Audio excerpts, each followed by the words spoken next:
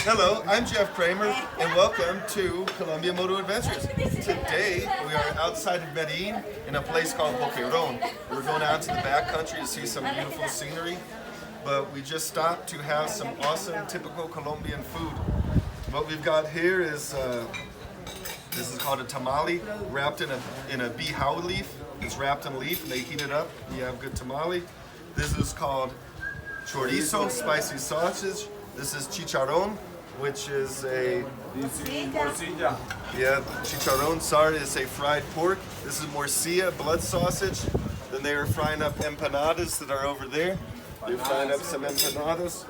What do we have under here? We've got potatoes, we've got white cheese, we've got arepas, we've got palo de queso, which is bread filled with cheese, and we've got pan de queso, a sweet bread, and we got it all going on. So if you want to ride motorcycles, see beautiful scenery, and eat really good typical Colombian food, come on down.